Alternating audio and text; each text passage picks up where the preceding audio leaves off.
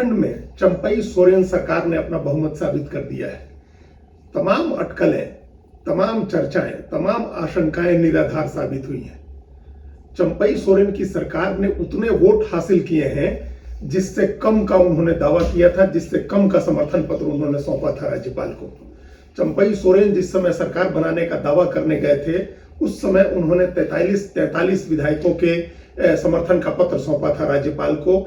और आज जब वोटिंग हुई विधानसभा के पटल पर, जब उनके विश्वास प्रस्ताव पर वोटिंग हुई तो उनको 47 वोट मिले, जिसका दावा झारखंड मुक्ति मोर्चा पहले दिन से कर रही थी। पहले भी उसको इतने ही विधायकों का समर्थन हासिल था। एक विधायक झारखंड मुक्ति मोर्चा के स्पीकर हैं रविंद्रनाथ महतो, उनको जोड़े तो 48 विधायक अभी गठबंधन के पास हैं। पहले कुछ और लोगों के समर्थन थे, लेकिन वो समर्थन अब उनसे अलग हो गया है। निर्दलीय सरयू राय ने समर्थन किया था, कमलेश सिंह ने समर्थन किया था जो एनसीपी से जीते थे। ये इन विधायकों का समर्थन पहले ही अलग हो गया था, सरकार के साथ नहीं था। इसके बावजूद 48 विधायक थे सत्तारूढ़ गठबंधन के, जिसमें से 47 ने मतदान किया है और 47 के 47 ने चंपई सोरेन के नाम पर मुहर लगाई है। विपक्ष में सिर्फ 29 वोट पड़े हैं और वो सबको पता है कि वो 29 वोट कौन से हैं। भारतीय जनता पार्टी के अपने जो वोट हैं वो, और उसके अलावा 3 वोट आजसू के हैं उसके सहयोगी को, और 1 अतिरिक्त वोट उसको मिला है। टोटल 29 वोट मिले हैं विपक्ष में। और सरकार के समर्थन में चंपई सोरेन के द्वारा पेश किए गए विश्वास मत के समर्थन में 47 वोट पड़े हैं। ये जो आंकड़ा है, और आज जो झारखंड की विधानसभा में हुआ है, जो भाषण हुआ है चंपई सोरेन का और हेमंत सोरेन का, जो इस समय ईडी की हिरासत में है लेकिन कोर्ट के आदेश से विश्वास मत पर चर्चा में और वोटिंग में हिस्सा लेने विधानसभा पहुंचे थे, वो एक बड़ा संकेत है झारखंड की राजनीति का। भारतीय जनता पार्टी के लिए एक बड़ा झटका है। उन तमाम नेताओं के मुंह पर एक तमाचा कह सकते हैं जो इस बात की आशंका जता रहे थे, लगातार सोशल मीडिया में और टेलीविजन पर आकर के ये दावा कर रहे थे कि चंपई सोरेन की सरकार के पास बहुमत नहीं है, सरकार गिर जाएगी। ये कहा जा रहा था कि शिबू सोरेन के परिवार में झगड़े हैं। शिबू सोरेन की बड़ी बहू यानी सीता सोरेन, जो जामा विधानसभा क्षेत्र से 3 बार की विधायक हैं, ये कहा जा रहा था कि वो बागी हो जाएंगी, वो समर्थन में नहीं है। हेमंत सोरेन के छोटे भाई बसंत सोरेन जो दुमका से विधायक हैं, उनके लिए कहा जा रहा था कि वो भी सरकार के खिलाफ हैं, वो भी बागी हो गए हैं, वो भी वोट नहीं करेंगे। हालांकि बसंत सोरेन तमाम विधायकों के साथ, जब जिनको हैदराबाद भेजा गया था तोड़फोड़ की आशंका के चलते, उनके साथ हैदराबाद गए थे। इसके बावजूद बीजेपी के एक बड़े नेता सांसद हैं, वो लगातार कहते रहे कि चंपई सोरेन के समर्थन में 18 विधायक नहीं है। ये कहा जा रहा था कि जेएमएम के जो 29 विधायक हैं, उनमें से ज्यादातर विधायक चंपई सोरेन का समर्थन नहीं कर रहे हैं। विरोध में एक स्वर उठा था लोबिन हेम्ब्रम का, जो संथाल परगना की बोरियो विधानसभा क्षेत्र से विधायक हैं। वो इस बात को लेकर के आपत्ति कर रहे थे कि संथाल परगना के बजाय कोल्हान के नेता को क्यों मुख्यमंत्री बनाया गया है। ये तमाम बातें कही जा रही थी। और खुद राज्यपाल सीपी राधाकृष्णन ने 24 घंटे से ज्यादा समय तक न्योता नहीं दिया था चंपई सोरेन को सरकार बनाने का। बुधवार की रात को जब गिरफ्तार किया गया हेमंत सोरेन को, उसी रात चंपई सोरेन ने जाकर के और राज्यपाल को अपना 43 विधायकों का समर्थन पत्र सौंपा था और सरकार बनाने का दावा पेश किया था। लेकिन उस समय राज्यपाल ने उनको न्योता नहीं दिया और उसके बाद 24 घंटे से ज्यादा समय तक इंतजार करते रहे चंपई सोरेन और उनको न्योता नहीं मिला। वो 2 बार राजभवन गए। गुरुवार को जब 5 बजे वो जाकर के मिले और राज्यपाल को कहा कि जल्दी से जल्दी इस पर फैसला करें, तो राज्यपाल ने कहा कि ठीक है, हम इस पर जल्दी विचार करेंगे। तब उन्होंने कहा था कि हम कानूनी राय ले रहे हैं। अब सोचें क्या कानूनी राय लेने की बात थी इसमें, जब सत्तारूढ़ दल है जिसका एक नेता बदला है, उसके मुख्यमंत्री थे हेमंत सोरेन, उनको ईडी ने हिरासत में लिया और उन्होंने इस्तीफा दे दिया। उनकी जगह नए नेता का चुनाव हुआ। उस नेता को 43 विधायकों का समर्थन था, लिखित समर्थन था 43 विधायकों का 80 के विधानसभा में। तो फिर राज्यपाल को क्या कानूनी सलाह लेने की जरूरत थी। दूसरा पक्ष जो है, जो विपक्षी पार्टी है, मुख्य विपक्षी पार्टी है भारतीय जनता पार्टी, उसकी तरफ से सरकार बनाने का दावा नहीं पेश किया गया था। अगर उसकी तरफ से भी सरकार बनाने का दावा पेश किया जाता, उसकी तरफ से भी कोई सूची सौंपी जाती, तब ये बात समझ में आती कि राज्यपाल को कंफ्यूजन है कि बहुमत किसके साथ है, और तब वो कानूनी सलाह लेते या सरकार बनाने का न्योता देने में देरी करते, तब एक बात समझ में आती। विपक्षी पार्टी की तरफ से या किसी भी दूसरे पक्ष की तरफ से सरकार बनाने का दावा पेश नहीं किया गया था। सरकार बनाने का दावा सिर्फ चंपई सोरेन ने पेश किया था। इसके बावजूद राज्यपाल ने 24 घंटे से ज्यादा समय तक उनको न्योता नहीं दिया सरकार बनाने का, और भारतीय जनता पार्टी के नेता पब्लिक स्पेस में यह दावा करते रहे कि सत्तारूढ़ गठबंधन के 18 विधायक चंपई सोरेन के खिलाफ है। ये चंपई सोरेन का भी अपमान था। ये सिर्फ जनादेश बहुमत का अपमान नहीं था, ये चंपई सोरेन का भी अपमान था कि कोई ये कहे बिना किसी आधार के, बिना किसी सबूत के कि 18 विधायक चंपई सोरेन के समर्थन में नहीं है। चंपई सोरेन झारखंड के सबसे सम्मानित नेताओं में से एक है। 6 बार विधायक रहे हैं वो, एक ही सीट से लगातार 5 बार से चुनाव जीत रहे हैं वो।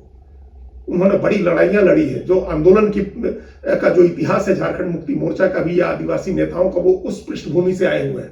उन्होंने देश के सबसे बड़े उद्योग घराने के खिलाफ भी आंदोलन किया है और अपने आंदोलन में जीत हासिल की है। सैकड़ों कर्मचारियों को उन्होंने टाटा समूह में अस्थायी नौकरी कराई जो ठेके पर के लोग थे। तो उस नेता के लिए यह कहना है कि वो उनके साथ उनको लोग पसंद नहीं कर रहे, जबकि इस बात का कोई आधार नहीं था। तो ये तमाम तरह के दुष्प्रचार हुए और इन दुष्प्रचारों का नतीजा ये हुआ कि झारखंड मुक्ति मोर्चा कांग्रेस को अपने विधायकों को हैदराबाद भेजना पड़ा। विशेष विमान से उनको हैदराबाद भेजा गया, जहां से वो कल यानी रविवार की शाम को वापस लौटे और आज विश्वास मत पर उन्होंने वोटिंग की है।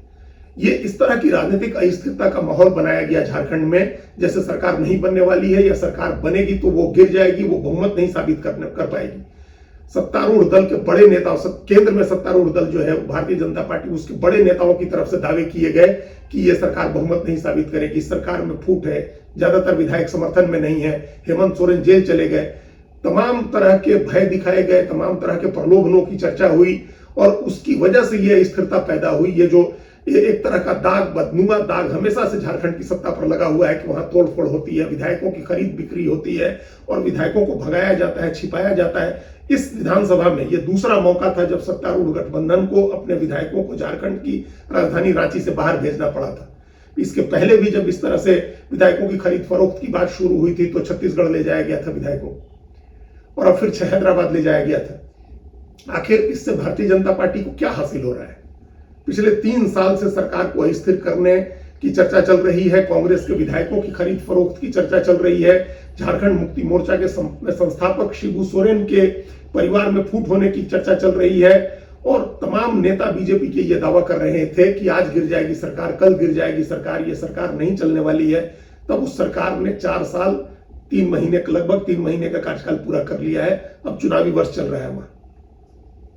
तो ये एक तमाचा है बीजेपी के उन तमाम नेताओं के मुंह पर जो एक चुनी हुई सरकार को अस्थिर करने की मंशा रखते थे, जो इस उम्मीद में थे कि किसी न किसी आंतरिक मतभेद की वजह से, गतिरोध की वजह से सरकार गिर जाएगी और वहां भाजपा को मौका मिल जाएगा या राष्ट्रपति शासन लगा दिया जाएगा। बल्कि ये तमाम जो घटनाक्रम हुए हैं 29 तारीख से 29 जनवरी से जो घटनाक्रम शुरू हुआ, जब हेमंत सोरेन की तलाश में ईडी की टीम उनके दिल्ली स्थित आवास पर पहुंच गई थी, उस दिन से लेकर के आज तक 5 फरवरी तक का जो घटनाक्रम है वो एक्सपोज करने वाला है भारतीय जनता पार्टी को, उसके डेस्परेशन को कि झारखंड में भाजपा के जो नेता हैं वो कितने व्याकुल हैं, कितने परेशान हैं और इसके बावजूद कुछ नहीं कर पा रहे हैं। ये झारखंड के स्थानीय नेतृत्व की बड़ी विफलता है। अभी इसी तरह का ऑपरेशन बिहार में करना हुआ और इतने स्मूथ तरीके से सत्ता बदल गई। वहां कांग्रेस आरजेडी दोनों सत्ता से बाहर हो गए और नीतीश कुमार गठबंधन बदल करके भारतीय जनता पार्टी के साथ आ गए, भारतीय जनता पार्टी की सरकार बन गई। झारखंड में यह प्रयास कई वर्षों से चल रहा है, महीनों से चल रहा है और उसमें कामयाबी नहीं मिली।